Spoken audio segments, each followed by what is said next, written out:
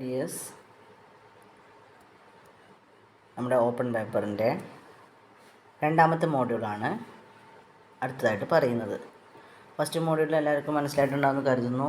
ഈസിയാണ്, ജനറൽ ആയിട്ടുള്ള ടോപ്പിക്കുകളാണ് പറയുന്നത്. നമ്മൾ അവസാനമായിട്ട് പറഞ്ഞു നിന്നത് ഹാർഡ്വെയറും സോഫ്റ്റ്വെയറും എല്ലാം പറഞ്ഞു.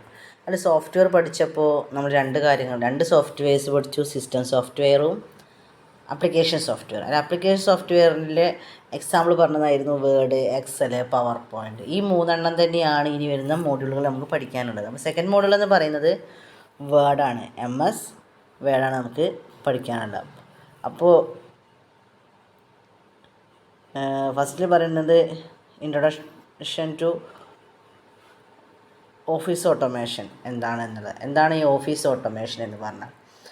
ഓട്ടോമേഷൻ എന്ന് പറയുന്ന ഒരു പ്രോസസ്സാണ്. അതിൽ എന്താണ് ഓഫീസ് ഓട്ടോമേഷൻ എന്ന് പറഞ്ഞിട്ടുണ്ടെങ്കിൽ, ഓഫീസ് ഓട്ടോമേഷൻ എന്ന് പറഞ്ഞാൽ ഓഫീസ് വർക്ക് ചെയ്യാൻ വേണ്ടി യൂസ് ചെയ്യുന്ന സോഫ്റ്റ്വെയർസ്, അതാണ് ഓഫീസ് ഓട്ടോമേഷൻ എന്ന് പറയുന്നത്. അത് ഓഫീസ് വർക്ക് എന്ന് പറയുമ്പോൾ അതിൻ്റെ മെയിനായിട്ട് കോമൺ ആയിട്ട് യൂസ് ചെയ്യുന്നതാണ് വേർഡ്, എക്സൽ, പവർ പോയിൻറ്റ് എന്ന് തുടങ്ങിയ കാര്യങ്ങൾ. നമുക്കറിയട്ടോ, ഒരു നോട്ടീസ് തയ്യാറാക്കാൻ എന്തൊരു ഡീറ്റെയിൽസ് ആയാലും നമുക്ക് ഒരു ഓഫീസ് പർപ്പസ് എന്ന് പറയുമ്പോൾ ആദ്യം ഒരു ഡോക്യുമെൻറ്റേഷൻ തയ്യാറാക്കലാണ്. ഡോക്യുമെൻറ്റേഷൻ തയ്യാറാക്കാൻ എന്തായാലും ഒരു വേർഡ് ഫയൽ, ഏതോ MS വേർഡ് എന്ന് പറയുന്നത് മൈക്രോസോഫ്റ്റ് വേർഡ്, അത് MS വേർഡ് ആവാം, ഏതോ ഒരു വേർഡ് ആവാം, പേജ് മേക്കർ ആവാം, AB വേർഡ് ആവാം, ഏതൊരു ഡോക്യുമെൻറ്റേഷനും ചെയ്യണമെങ്കിൽ അത് വേണം. പിന്നെ അതുപോലെ കാൽക്കുലേഷൻ പോലുള്ള പർപ്പസുകൾ, അത് ഓരോ ഓഫീസ് വർക്ക് തന്നെയാണ്. അത് ചെയ്യണമെങ്കിൽ എക്സൽ വേണം. എക്സൽ പറഞ്ഞാൽ മൈക്രോസോഫ്റ്റിൻ്റെ ആണ് എക്സൽ, അല്ലെങ്കിൽ സ്പ്രെഡ്ഷീറ്റ് എന്നാണ് കോമൺ ആയിട്ട് പറയുക. അതിൽ മൈക്രോസോഫ്റ്റിൻ്റെ സ്പ്രെഡ്ഷീറ്റിനെയാണ് എക്സൽ എന്ന് പറയുന്നത്. അതുപോലെ വേറെ അതുപോലെ തന്നെ കാൽക്ക് ഉണ്ട്. കാൽക്ക് എന്ന് പറയുന്നത് നമ്മുടെ ഉബുണ്ടു OSൽ വരുന്നതാണ് കാൽക്ക്. അങ്ങനെ അത്തരത്തിലുള്ളത്. പിന്നെ പ്രസൻറ്റേഷന് വേണ്ടിയിട്ട് ഉപയോഗിക്കുന്ന പവർ പോയിൻ്റ് അല്ലെങ്കിൽ ഇംപ്രസ് പോലുള്ളത്, ഇതൊക്കെ ഒരു ഓഫീസ് വർക്കിന് മെയിനായിട്ട് യൂസ് ചെയ്യുന്നതുകൊണ്ട് തന്നെ ഇതിന് ഓഫീസ് ഓട്ടോമേഷൻ ടൂൾസ് എന്നാണ് പറയുക. അപ്പോൾ അത് മനസ്സിലാക്കി വയ്ക്കുക, എന്താണ് ഓഫീസ് ഓട്ടോമേഷൻ എന്നും ഓഫീസ് ഓട്ടോമേഷൻ ടൂൾസ് എന്താണെന്നും. പിന്നെ നമുക്ക് പറയുന്ന വേർഡിലോട്ട് എത്തിച്ചത്. വേർഡ് എന്ന് പറയുമ്പോൾ നമുക്ക് ഒറ്റ വാക്കിൽ പറയാൻ പറ്റുന്ന an application software for documentation. അതിൽ പറയുന്ന ആദ്യത്തെ പോയിൻ്റാണ് ക്രിയേറ്റിംഗ് ആൻഡ് എഡിറ്റിംഗ് ഡോക്യുമെൻറ്റ്.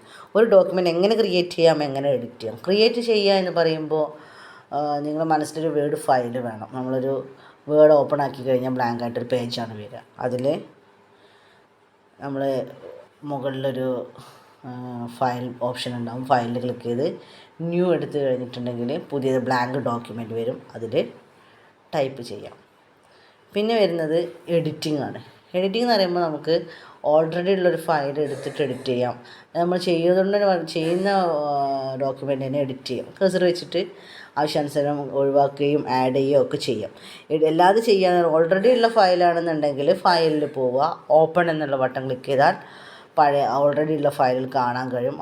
അത് എന്ത് പേരിലാണോ സേവ് ചെയ്തത് ആ പേരിൽ സെർച്ച് ചെയ്തെടുക്കുക, അത് എഡിറ്റ് ചെയ്യുക. സിമ്പിളാണ്, നിങ്ങൾക്ക് അറിയുന്ന കാര്യങ്ങൾ തന്നെയാണ്. ഫോർമാറ്റിംഗ് ഡോക്യുമെൻറ്റ്സ് എന്നൊക്കെ പറഞ്ഞാൽ ഇതുപോലെ തന്നെ വ്യത്യാസങ്ങൾ ആവശ്യാനുസരണം ഫോർമാറ്റ് ചെയ്യാൻ പറ്റും.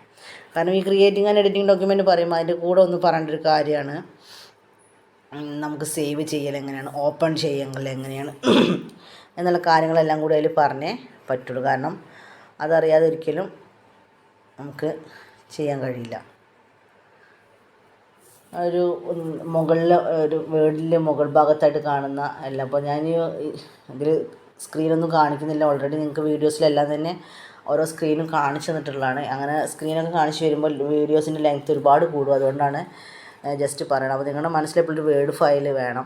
അപ്പോൾ മുകളിൽ കുറേ മെനു ബാർസ് ഉണ്ടാവും. File, edit, view, review, page layout, അങ്ങനെ പറയുന്ന മെനു ബാർസ് ഉണ്ടാവും. അതിൽ സബ് മെനു ബാർസ് ഉണ്ടാവും. അതിൻ്റെ താഴെയായിട്ട് വരുന്ന കുറേ വേറെ കാര്യങ്ങൾ, അതായത് ഫയൽ ക്ലിക്ക് ചെയ്തിട്ടുണ്ടെങ്കിൽ ഫയലിൽ ന്യൂ ഉണ്ടാവും, ഓപ്പൺ ഉണ്ടാവും, സേവ് ഉണ്ടാവും, സേവ് ആസ് ഉണ്ടാവും. സബ് മെനു ബാർ ഓപ്ഷൻസാണ്. പിന്നെ സ്ക്രീനിൻ്റെ മുകളിലായിട്ട് ഇങ്ങനെ ഒരു സ്കെയിൽ പോലുള്ളൊരു ഭാഗം ഉണ്ടാവും. അതിന് പറയുക ഒരു റൂളർ എന്നാണ് പറയുക. പിന്നെ ഒരു ഇതുണ്ടാവും, അതായത് ഒന്നിൽ കൂടുതൽ സ്പേസ് വരും, പേജുകൾ വരികയാണെങ്കിൽ രണ്ട് സൈഡിലായിട്ട് സ്ക്രോൾ ബാറുകൾ ഉണ്ടാവും. നമുക്ക് നീക്കി കൊടുത്താൽ അടിയിലെ പേജിലേക്ക് പോകാം, അതുപോലെ തന്നെ സൈഡിലേക്കും പോകാം. ഹൊറിസോണ്ടലായിട്ടും വെർട്ടിക്കലായിട്ടും സ്ക്രോൾ ബാർസുകളുണ്ട്. ഇത്തരം കാര്യങ്ങളുണ്ട്. അപ്പോൾ ഫയലിൽ പോയി കഴിഞ്ഞാൽ നമുക്കൊരു ഓൾറെഡി ഉള്ള ഫയൽ ഉണ്ടെങ്കിൽ ഓപ്പൺ ചെയ്യാം. ഈ ഓരോ പ്രോസസ്സിനും അതിൻ്റെ ഷോർട്ട് കട്ടുകളുണ്ട്. നമുക്കറിയാം, ഒരു ഫയൽ ഓപ്പൺ ചെയ്യാൻ Ctrl+O അമർത്തില്ലെങ്കിൽ ഓപ്പൺ എന്നുള്ള പർപ്പസാണ് അവിടെ നടക്കുക. അപ്പോൾ Ctrl+S അടിച്ച് കഴിഞ്ഞാൽ സേവ് ആണ് ആവുക. അങ്ങനെ എല്ലാവരും ഒരു ഷോർട്ട് കട്ടും കൂടി ഉണ്ട്. ഡീറ്റെയിൽ ആയിട്ട് പറയുന്നത് ഞാൻ അത്രയും മെയിനായിട്ടുള്ള കാര്യങ്ങളാണ് പറഞ്ഞിട്ട് പോകുന്നത്. പിന്നെ നമുക്ക് അടുത്തതായിട്ട് പറയുന്നത് ഫോർമാറ്റിംഗ് ഡോക്യുമെൻ്റാണ്.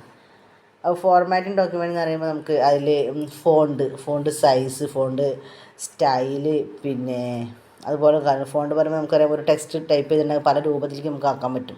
ഇപ്പോൾ എല്ലാവർക്കും അറിയുന്ന കാര്യമാണ്. ഇനിയിപ്പോൾ ഒരു പോസ്റ്റർ ഉണ്ടാക്കുകയാണെങ്കിലും എന്ത് ചെയ്യണമെങ്കിലും നമ്മൾ എന്ത് ചെയ്യും, ഓരോ ടൈപ്പ് ചെയ്ത് കഴിഞ്ഞാൽ ആ ടൈപ്പ് ചെയ്ത് സെലക്ട് ചെയ്യും, എന്നിട്ട് ഫോണ്ട് മാറ്റുമ്പോൾ പല രൂപത്തിൽ ചെരിച്ചിട്ടായിട്ടും ക്യാപിറ്റലായിട്ടും സ്മോളായിട്ടും പിന്നെ കുറച്ച് പലതരത്തിലാക്കിയിട്ട് നമുക്ക് ഫോണ്ട് കാണാൻ പറ്റും. പിന്നെ ഫോണ്ട് സൈസ് 10, 11 അങ്ങനെ പല സൈസ് കൂട്ടിയിട്ട് കുറച്ചിട്ട് മാറ്റാൻ കഴിയും. സ്റ്റൈൽസ് മാറ്റാൻ കഴിയും. ഇതൊക്കെ ഫോർമാറ്റിങ്ങിലാണ് ചെയ്യുന്നത്. അപ്പോൾ ഒരുപാട് ഓപ്ഷനുകൾ ഫോർമാറ്റിംഗ് ടൂൾസിലുണ്ട്. അതിൽ നോക്കിയിട്ടുണ്ടെങ്കിൽ നമുക്ക് ഫയൽ ആവശ്യാനുസരണം ഫോർമാറ്റ് ചെയ്യാൻ കഴിയും. അതുപോലെ തന്നെ ആവശ്യാനുസരണം അതിൻ്റെ എന്താ പറയുക സ്റ്റൈലുകൾ മാറ്റാനും കഴിയും.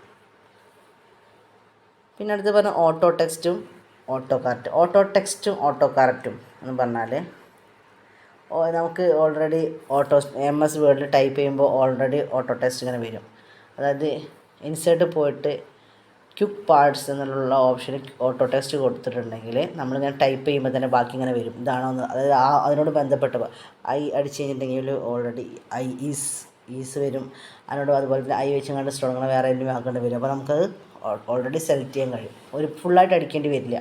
അതാണ് ഓട്ടോ ടെക്സ്റ്റ് എന്ന് പറയുന്നത്. ഓട്ടോ കറക്റ്റ് അതുപോലെ തന്നെ. ഇപ്പോൾ നമ്മൾ ചെറിയ സ്പെല്ലിംഗ് ഒക്കെ തെറ്റിയിട്ടുണ്ടെങ്കിൽ നമുക്ക് ഓൾറെഡി ഡിക്ഷണറിയിലുള്ള വാക്കുകളാണെന്നുണ്ടെങ്കിൽ ഓട്ടോമാറ്റിക്കലി കറക്റ്റ് അടിച്ച സ്പേസ് അടിച്ച് അടുത്ത വാക്ക് അടിക്കുമ്പോഴേക്കും ഓട്ടോമാറ്റിക്കലി അത് കറക്റ്റായിട്ടുണ്ടാവും. പിന്നെ സ്പെല്ലിംഗ് ആൻഡ് ഗ്രാമർ ടൂൾസ് വേറെ തന്നെ ഉണ്ട്. വേറെ തന്നെ ടൂളായിട്ട് നമ്മുടെ വേർഡിൽ കിടക്കുന്ന ഒന്നാണ് സ്പെല്ലിംഗ് ആൻഡ് ഗ്രാമർ ടൂൾസ്. അത് ഉള്ളത് കൊണ്ട് തന്നെ സ്പെല്ലിങ്ങും ഗ്രാമറൊക്കെ തെറ്റി കഴിഞ്ഞിട്ടുണ്ടെങ്കിൽ നമുക്കറിയാം വേർഡിൻ്റെ ഇടയിൽ ചുവപ്പോ അല്ലെങ്കിൽ പച്ച ലൈനൊക്കെ കാണും. അപ്പോൾ അവിടെ റൈറ്റ് ബട്ടൺ ക്ലിക്ക് ചെയ്തിട്ട് ഉണ്ടെങ്കിൽ ശരിയായ വാക്കുകൾ ഇങ്ങനെ കാണിക്കും. അപ്പോൾ നമുക്ക് ഒരുപാടുണ്ടാവും. കമ്പ്യൂട്ടറിന് തന്നെ കറക്റ്റായിട്ട് അറിയണമെന്നില്ലല്ലോ. അപ്പോൾ നമുക്ക് ഏകദേശം ഒരു ഐഡിയ വെച്ചിട്ട് അതിന് കറക്റ്റായ വാക്ക് മനസ്സിലാക്കിയെടുക്കാൻ കഴിയും. പിന്നെ ഡോക്യുമെൻ്റ് ഡിക്ഷണറി, അതും തന്നെ നമ്മൾ കോമൺ ആയിട്ട് യൂസ് ചെയ്യുന്നില്ലെങ്കിൽ പോലും ഒരേപോലെ വാക്കുകളുടെ ഒരു ഡിക്ഷണറി തന്നെ ഡോക്യുമെൻറ്റേഷന് വേണ്ടിയിട്ട് യൂസ് ചെയ്യാൻ കിടക്കുന്നുണ്ട്. നമ്മളങ്ങനെ അത് കോമൺ ആയിട്ട് യൂസ് ചെയ്യാറൊന്നുമില്ല. പിന്നെ പേജ് ഫോർമാറ്റ്, മറ്റേ സാധാ ഫോർമാറ്റിൽ നിന്ന് വ്യത്യാസം പേജ് ഫോർമാറ്റിംഗ് എന്ന് പറഞ്ഞാൽ നമ്മുടെ പേജിൻ്റെ ഫോർമാഷനാണ്. അതായത് പേജിൻ്റെ സൈസ്, പിന്നെ പേജിൻ്റെ ഓറിയൻറ്റേഷൻ, അതായത് നമുക്ക് ലാൻഡ്സ്കേപ്പ് വേണോ അങ്ങനത്തെ കാര്യങ്ങളൊക്കെ ഉണ്ടല്ലോ, അതൊക്കെയാണ്. അതായത് ലേഔട്ട് എങ്ങനെ ആവണം, പേപ്പറിൻ്റെ സൈസ് ഏതാവണം, പിന്നെ ഹൈറ്റ് വിഡ്ത്തുള്ള കാര്യം അതൊക്കെ സെറ്റ് ചെയ്യുന്നതാണ് പേജ് ഫോർമാറ്റിംഗ് എന്ന് പറയുന്നത്. പിന്നെ ബുക്ക് മാർക്കിൽ ക്ലിക്ക് ചെയ്ത് കഴിഞ്ഞാൽ നമുക്ക് ഏതെങ്കിലും പേജുകൾ ഓർത്ത് വെക്കേണ്ടതുണ്ടെങ്കിൽ അതിൻ്റെ അഡ്രസ്സ് ബുക്ക് മാർക്കിൽ കൊടുക്കാൻ കഴിയും. ബുക്ക് മാർക്ക് നമുക്ക് ഫോമിലൊക്കെ കോമൺ ആയിട്ട് യൂസ് ചെയ്യുന്ന കാര്യമാണ്. ബുക്ക് മാർക്ക് എന്ന് പറഞ്ഞിട്ടുണ്ടെങ്കിൽ സ്റ്റാർ മാർക്കായിട്ട് നമുക്കത് നോട്ട് ചെയ്യാം. അപ്പോൾ ആവശ്യാനുസരണം ക്ലിക്ക് ചെയ്താൽ അതിൽ നമുക്ക് സേവ് ചെയ്തിട്ടുള്ള ബുക്ക് മാർക്സുകളൊക്കെ തന്നെ കിട്ടും. അപ്പോൾ നമുക്ക് ആ ഒരു പേജിലോട്ട് സ്പീഡിൽ എത്തിച്ചേരാൻ കഴിയും. അതാണ് ഒരു ഗുണം. പിന്നെ അടുത്ത് പറയുന്നത് നമ്മുടെ വേർഡിന് തന്നെ ഒരുപാട് അഡ്വാൻസ്ഡ് ആയിട്ടുള്ള ഫീച്ചേഴ്സ് ഉണ്ട്. നമ്മൾ കോമൺ ആയിട്ട് യൂസ് ചെയ്യുന്ന ഫീച്ചർ ഉള്ളതും അതായത് ആയതും അല്ലാത്തതുമുണ്ട്. ശരിക്കും നല്ല അഡ്വാൻസ്ഡ്, പക്ഷെ ചിലർ അത് യൂസ് ചെയ്യാറില്ല. ശരിക്കും അത് അറിയാത്തത് കൊണ്ടാണോ അതോ എന്താണെന്ന് അറിയില്ല, അത് വല്ലാണ്ട് അത് യൂസ് ചെയ്ത് കാണാറില്ല. പക്ഷെ അത് വളരെ അഡ്വാൻസ്ഡ് ആണ്. ഒന്നാമത്തെ ഫീച്ചർ എന്ന് പറഞ്ഞാൽ മെയിൽ മാർജിൻ ഏറ്റവും വലിയ അഡ്വാൻസ്ഡ് ആണ്. പക്ഷേ കൂടുതലായിട്ടും മെയിൽ മാർജിൻ അങ്ങനെ യൂസ് ചെയ്ത് കണ്ടിട്ടില്ല. ഇപ്പോൾ കാണാത്താണോ മുന്നേ ഉണ്ടായിരുന്നു എന്നതിനെ അറിയില്ല. കാരണം മെയിൽ മാർജിൻ വളരെ അഡ്വാൻസ്. ഇപ്പോൾ കുറച്ചാണ് എൻ്റെ ഒരു ആവശ്യകത കുറഞ്ഞിട്ടുള്ളത്. കാരണം വാട്സപ്പും ചാറ്റിങ്ങും കൂടുതലായതുകൊണ്ട് ആരും ഇപ്പോൾ ഒരു കത്ത് പ്രൊസീജിയർ വരുന്നില്ല. അപ്പോൾ നമ്മളൊരു ഇൻവിറ്റേഷൻ ഒന്നിൽ കൂടുതൽ ആളുകൾക്ക് സെൻഡ് ചെയ്യണമെന്നുണ്ടെങ്കിൽ ഒരേ മാറ്റർ തന്നെ വീണ്ടും അത് ചെയ്യേണ്ടി വരികയാണ്. അപ്പോൾ ആ ഒരു പ്രോസസ്സ് ഈസിയാക്കാൻ വേണ്ടിയിട്ട് ഉള്ളതാണ് മെയിൽ മാർജിൻ. അതായത് ടു അഡ്രസ്സ് മാത്രം മാറ്റിയാൽ മതി. അതായത് അയക്കുന്ന ആളുടെ അഡ്രസ്സ് മാത്രം ഒരുപാടെണ്ണം കൊടുത്തിടുക. എത്ര ആൾക്ക് 10 ആൾക്ക് അയക്കാം, 10 ആൾ അഡ്രസ്സും 2 അഡ്രസ്സായിട്ട് 1 2 3 പറഞ്ഞിട്ട് കൊടുത്തിടുക. അത് ഞാൻ അങ്ങനെ പറയണ പോലെയല്ല. വേർഡിൽ പോയിട്ട് മെയിൽമാർജ് എന്നുള്ള ഓപ്ഷൻ കഴിഞ്ഞാൽ 2 അഡ്രസ്സ് കൊടുക്കാനുള്ള ഓപ്ഷൻ ഉണ്ട്, അത് ഡാറ്റാബേസ് കൊടുക്കാനുള്ള ഓപ്ഷൻ ഉണ്ട്. അത് കൊടുത്തിട്ട് മാറ്റർ ടൈപ്പ് ചെയ്യാം. മാറ്റർ ടൈപ്പ് ചെയ്തിട്ട് രണ്ടും കൂടി മെയിൽമാർജ് എന്നുള്ള ഓപ്ഷനിൽ ക്ലിക്ക് ചെയ്താൽ ഈ കത്തും ഈ ഒരു അഡ്രസ്സും കൂടി മറിച്ചാവും. മറിച്ചയച്ചാൽ ഫസ്റ്റ് ഇപ്പോൾ ടു അഖിലേഷ് എന്നുള്ള ഒരാൾക്കുള്ളവരൊക്കെ കത്താണെന്നുണ്ടെങ്കിൽ ടു അഖിലേഷ് എന്ന് പറയും, മാറ്റർ വരും. പിന്നെ അടുത്തത് ദിവ്യ ആണെങ്കിൽ താഴെ ദിവ്യ എന്ന് പറഞ്ഞുകൊണ്ട് മാറ്റർ വരും. അങ്ങനെ എത്ര 10 ആളെ സെലക്ട് ചെയ്ത് 10 ആളെ പേരും വരും, മാറ്റർ സെയിം ആയിട്ട് ഇങ്ങനെ വരും. അപ്പോൾ ഈസിയാണ്. മാറ്റർ ഒറ്റ പ്രാവശ്യം ടൈപ്പ് ചെയ്താൽ മതി. ടു അഡ്രസ്സാണ് എല്ലാവരും കൊടുത്തു കഴിഞ്ഞാൽ ഓട്ടോമാറ്റിക്കലി ഫുൾ ആണ്ട് വരും. അതാണ് മെയിൽമാർജിൻ്റെ ഏറ്റവും വലിയ അഡ്വാൻസ്. ഇപ്പോൾ കോമൺ ആയിട്ട് അത് യൂസ് ചെയ്ത് കാണുന്നില്ല. അങ്ങനത്തെ ആ ഒരു കത്തിൻ്റെ സിസ്റ്റം ഇല്ലാത്തതുകൊണ്ടായേക്കാം. അതൊരു അഡ്വാൻസ്ഡ് ഫീച്ചറാണ്. അപ്പോൾ ചിലപ്പോൾ ചോദിച്ചിട്ടുണ്ടെങ്കിൽ അഡ്വാൻസ്ഡ് ഫീച്ചർ എഴുതുമ്പോൾ ഇതിങ്ങനെ തന്നെ എഴുതി വയ്ക്കുക. പിന്നെ രണ്ടാമത് മാക്രോസാണ്. മാക്രോസ് എന്ന് പറഞ്ഞിട്ടുണ്ടെങ്കിൽ ഒരു ശരിക്കും പറഞ്ഞാൽ കമാൻഡാണ്. നമ്മൾ കറക്റ്റായിട്ട് ഇപ്പോൾ എങ്ങനെ പറയുക വെച്ചാൽ ഓട്ടോ ഫ്രീക്വൻ്റ് ആയിട്ട്, അതിപ്പോൾ ടാബിൽ വരുന്നൊരു ഓപ്ഷനാണ്. നമുക്കിപ്പോൾ വിൻഡോസ് 10 മാക്രോസ് എന്ന് പറഞ്ഞിട്ട് തന്നെ കാണാൻ കഴിയും. അവിടെ ക്ലിക്ക് ചെയ്തിട്ടുണ്ടെങ്കിൽ പല ഓപ്ഷൻസും നമുക്ക് വിസിബിളാണ്.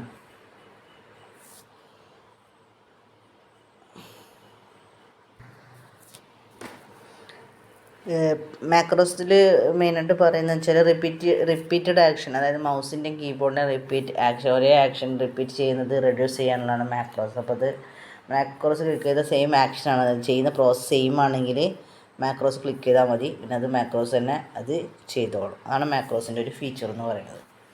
പിന്നെ പറഞ്ഞാൽ ടേബിൾസാണ്. ടേബിൾസ് നമുക്കറിയാം, നമുക്ക് എപ്പോഴും വരി നിരയായിട്ട് കൃത്യമായിട്ട് ഡിനോട്ട് ചെയ്യാനുള്ളതാണ് ടേബിൾസ്. ടേബിൾസ് വരയ്ക്കും ചെയ്യാം. നമുക്ക് റോയും കോളും കൊടുത്തു കഴിഞ്ഞാൽ ടേബിള് വരച്ചിട്ട് തന്നെ വരും. ഇപ്പോൾ 3 കോളും 3 റോയും എന്ന് പറഞ്ഞു കഴിഞ്ഞാൽ കറക്റ്റായിട്ട് വരും. പിന്നെ ഇപ്പോൾ ആവശ്യാനുസരണം നമുക്ക് വേണമെങ്കിൽ ആഡ് ചെയ്യാം, ഏതെങ്കിലും വരയ്ക്കാൻ വരയ്ക്കാം. പല അഡ്വാൻസും ടേബിളിലുണ്ട്. അപ്പോൾ ടേബിളിനെ കുറിച്ച് ചോദിക്കുകയാണെങ്കിൽ this an advanced feature of word എന്ന് പറയാം. പിന്നെ ടേബിളിൻ്റെ പർപ്പസ് എന്ന് പറയുമ്പോൾ നമുക്കറിയാം എന്തൊരു സാധനം ക്രോഡീകരിച്ച് എഴുതാനാണ് ടേബിൾ യൂസ് ചെയ്യുന്നത്. അപ്പോൾ ടേബിളിലുള്ള ഓരോന്നിനും സെൽസ് എന്നാണ് പറയുക. അത്തരം കാര്യങ്ങളൊക്കെ പറഞ്ഞിട്ട് ടേബിൾ എന്ന് പറയുന്നത് ഇൻസേർട്ട് എന്നുള്ള ഓപ്ഷനാണ് ടേബിൾ ഉണ്ടാവുക. ഇൻസേർട്ട് പോയി ടേബിളിൽ പോയി കഴിഞ്ഞാൽ ഡ്രോ എന്നുള്ള ഓപ്ഷൻ ഉണ്ടാവും. പിന്നെ ഇൻസേർട്ട് എല്ലാവരും തന്നെ ഇൻസേർട്ട് എന്നുള്ള ഓപ്ഷൻ ഉണ്ടാവും. അതിൽ പോയി കഴിഞ്ഞാൽ പിന്നെ ആവശ്യമനുസരിച്ച് നമുക്ക് ഡ്രോയും കോളും ആഡ് ചെയ്യാൻ കഴിയും. റൈറ്റായിട്ടോ ലെഫ്റ്റായിട്ടോ എബോ ആയിട്ടോ ബോട്ടം ആയിട്ടോ ഒക്കെ നമുക്ക് റോയും കോളത്തിന് ആഡ് ചെയ്യാൻ കഴിയും. പിന്നെ അത് ഫയൽ മാനേജ്മെൻറ്റാണ്. ഫയൽ മാനേജ്മെൻറ്റ് എന്ന് പറയുമ്പോൾ നമുക്ക് ഉണ്ടാക്കിയ വേർഡ് ഫയലിന് ആവശ്യാനുസരണം അത് യൂസ് ചെയ്യാം. നമുക്കത് വേണമെങ്കിൽ നമുക്ക് വേണ്ട സിസ്റ്റത്തിൽ സൂക്ഷിക്കാം. ഫയലിൽ പോയിക്കൊണ്ട് സേവ് ചെയ്തിട്ട് ഫയലിൽ യൂസ് ചെയ്യാം. പിന്നെ ഓപ്പൺ ചെയ്യാം, സേവ്, അതായത് നമുക്ക് എഡിറ്റ് ചെയ്യാം. പിന്നെ ഫയൽ സേവ് ചെയ്ത പേര് നമുക്ക് മാറ്റാൻ കഴിയും, അത് പ്രിൻറ്റ് ചെയ്യാൻ കഴിയും. ഇനി അതല്ല നമുക്കൊരു സെക്കൻഡറി സ്റ്റോറേജ് ഡിവൈസിൽ സ്റ്റോർ ചെയ്യാൻ കഴിയും. ഇത്രയും ഫയൽ മാനേജ്മെൻറ്റ് സിസ്റ്റത്തിൽ കഴിയും. പിന്നെ അടുത്ത പ്രിൻറ്റിങ് ഓപ്ഷൻ ഫയൽ മാനേജ്മെൻറ്റിൻ്റെ ഭാഗം തന്നെയാണ്. നമുക്ക് ആവശ്യാനുസരണം ഫയലിൽ പോയിട്ട് പ്രിൻ്റ് ഓപ്ഷനിൽ പോയിട്ട് പ്രിൻറ്റ് ചെയ്യാം. പ്രിൻറ്റ് ചെയ്യുന്നതിന് മുന്നേ പ്രിൻറ്റ് പ്രിവ്യൂ കാണാം. പ്രിവ്യൂ എന്ന് പറഞ്ഞാൽ പ്രിൻ്റ് എടുക്കുന്നതിന് മുന്നേ പ്രിൻ്റ് എങ്ങനെ വരും എന്നുള്ളത് കാണാനുള്ള ഓപ്ഷനാണ് പ്രിൻ്റ് പ്രിവ്യൂ. Ctrl+P എന്നുള്ള, അതായത് കൺട്രോൾ അമർത്തി P ബട്ടൺ അമർത്തി കഴിഞ്ഞാൽ ഡയറക്റ്റ് പ്രിൻറ്റ് ചെയ്യാൻ കഴിഞ്ഞു. ആവശ്യാനുസരണം പേപ്പർ സൈസ് A4 ആണെങ്കിൽ A4 സൈസ് കൊടുക്കണം, കളറാണെങ്കിൽ കളർ കൊടുക്കണം, ബ്ലാക്ക് ആൻഡ് വൈറ്റ് ആണെങ്കിൽ ബ്ലാക്ക് ആൻഡ് വൈറ്റ്, അല്ലെങ്കിൽ ഡീഫോൾട്ടായിട്ട് ബ്ലാക്ക് ആൻഡ് വൈറ്റ് ആയിരിക്കും, കളർ കൊടുക്കുക, പേജ് സെറ്റിങ്സ് കൊടുക്കുക. പ്രിൻ്ററിൽ തന്നെ പല ഓപ്ഷൻസ് ഉണ്ട്. 2 സൈഡ് ഉണ്ട്, 1 സൈഡ് ഉണ്ട്. അപ്പോൾ 2 സൈഡ് ആണെങ്കിൽ 2 സൈഡ് കൊടുക്കുക. അതായത് ഒരു പ്രിൻ്റ് വന്നിട്ട് വീണ്ടും അതിൻ്റെ അടുത്ത സൈഡിൽ തന്നെ വരണമെങ്കിൽ 2 സൈഡ് കൊടുക്കണം. അതെല്ലാ പ്രിൻ്ററിലും ആ ഒരു ഓപ്ഷൻ ഉണ്ടായിരിക്കില്ല. കളറും തന്നെ എല്ലാ പ്രിൻ്ററിലും ഓപ്ഷൻ ഉണ്ടായിരിക്കില്ല. അപ്പോൾ പ്രിൻറ്റിങ് പ്രോപ്പർട്ടീസ് പറയുമ്പോൾ പലതരത്തിലുണ്ട്. പിന്നെ സ്റ്റൈൽസാണ്. സ്റ്റൈൽസ് പറയുമ്പോൾ നമുക്കറിയാമല്ലോ പല തരത്തിലുള്ള ഫോണ്ട് സ്റ്റൈൽസുകളുണ്ട്. അപ്പോൾ അത് നമുക്ക് നമ്മൾ ഹോം പേജിൽ തന്നെ നമുക്ക് വിസിബിൾസാണ്. സ്റ്റൈലുകൾ, അതായത് A B എന്ന് പറഞ്ഞുകൊണ്ട് കാണുന്നുണ്ടാവും. ഓരോന്ന് കണ്ടാൽ തന്നെ നമുക്ക് അറിയാൻ പറ്റും എന്തൊക്കെയാണ് അതിൻ്റെ ഉള്ള വ്യത്യാസങ്ങൾ എന്നുള്ളത്. പിന്നെ ടെക്സ്റ്റിൻ്റെ റൈറ്റ് ക്ലിക്കിൽ ടെക്സ്റ്റ് സെലക്ട് ചെയ്ത് റൈറ്റ് ക്ലിക്ക് അടിച്ചാൽ തന്നെ സ്റ്റൈൽസൊക്കെ നമുക്ക് കാണാൻ പറ്റും. പിന്നെ ഡയലോഗ് ബോക്സിൻ്റെ രൂപത്തിലും പിന്നെ പല രൂപത്തിലും നമുക്ക് ഈ സ്റ്റൈൽസ് വിസിബിളാണ്. സ്റ്റൈൽസ് അങ്ങനെ ചോദിച്ച് കണ്ടിട്ടില്ല എങ്കിലും അതും കൂടി ഒന്ന് ഓർത്ത് വയ്ക്കുക. എന്തെങ്കിലും ഡൗട്ട്സ് ഉണ്ടെങ്കിൽ ചോദിക്കുക. Okay, thank you.